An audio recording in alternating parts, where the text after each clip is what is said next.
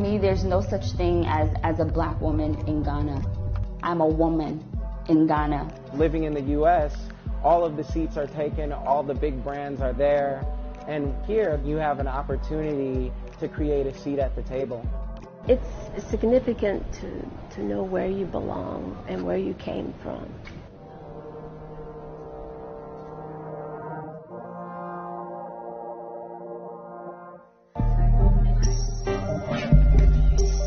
For Angela Matthews and Cindy Myers, this morning marks the start of a trip they never thought they would make. I think of our grandparents who wish they could have gone back, but we're doing it for them. Okay. The sisters are getting ready to travel to Ghana in West Africa for the first time.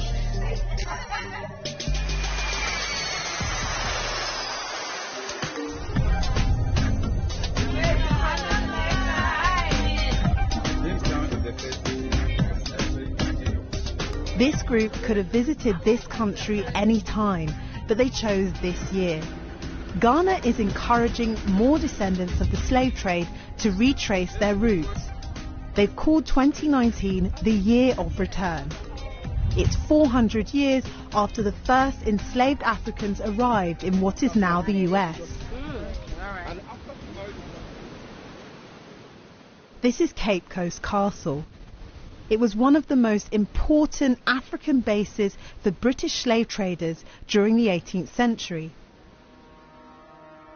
Historians believe at least 12 million people were shipped from West Africa to plantations in the Americas and the Caribbean. As we walk down the dungeons, this is the real dungeon in Ghana.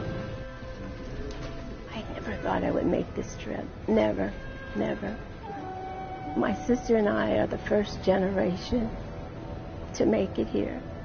And it's just truly amazing. Truly amazing. For Angela and her sister, the trip to the castle and its dungeons holds a special meaning.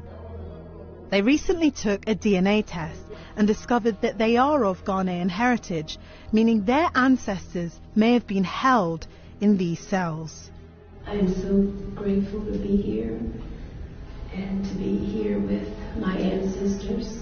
It gives me a great joy and I feel like I'm home. And thank you and gratitude to every ancestor of my bloodline. Thank you for being strong enough to make it.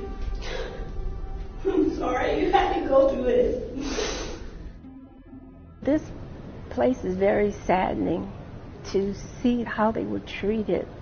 So inhumane. I mean, who would do that? Why? Money. It's just very saddening. Enslaved Africans were pushed through the door of no return and onto waiting ships.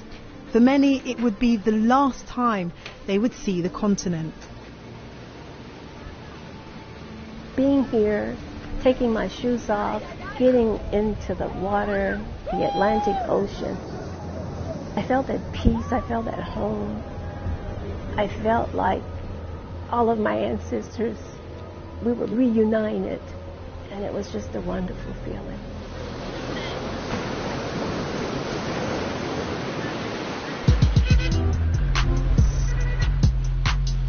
For some Black Americans, Ghana is more than a holiday destination. This is a very busy hustle and bustle. Right down the street is Oxford Street, the main street where people go out. Ghana's economy is attracting young people who are searching for more than their identity. My name is Voltaire Exodus, and I'm a consultant, and I'm a founder of the company WeUp. I've been here 5 weeks, and when I hit the ground, I really tried to build my network as much as possible, going out to different spaces and events.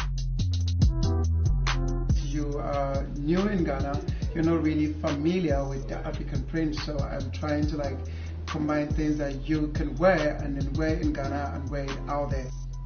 But why would someone who has never even visited Ghana before choose to move there? For me, being in business, it's an opportunity to be a part of creating a city and a country that's emerging. So living in the U.S., all of the seats are taken, all the big brands are there, and where here, the cement is wet, and you have an opportunity to create a seat at the table. Everybody is born with a gift. The question is, how much do you water that seed of potential? But he admits it's not just about the money. The main differences of my life in Ghana and the U.S. is the peace. Ghana is a very peaceful place. This is where you get comments from your friends like, be safe, right? And they actually live in Chicago, Illinois. That's partly tied to the imagery that they're fed every day.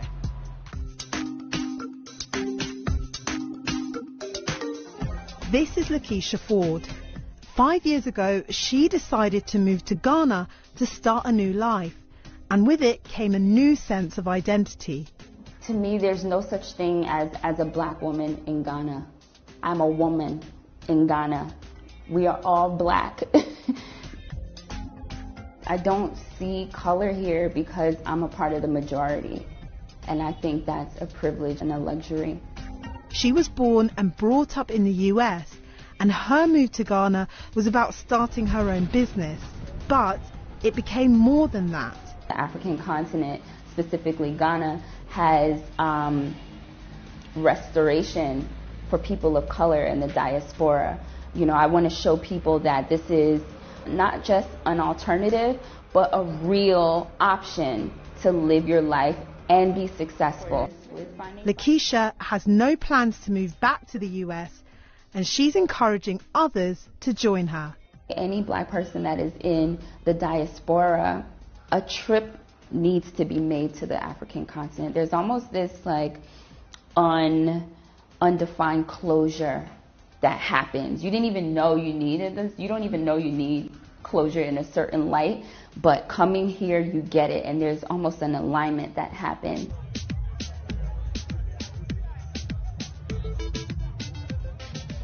Back at the tour group, Angela, Cindy and the other travellers have also been able to discover a different side to Ghana.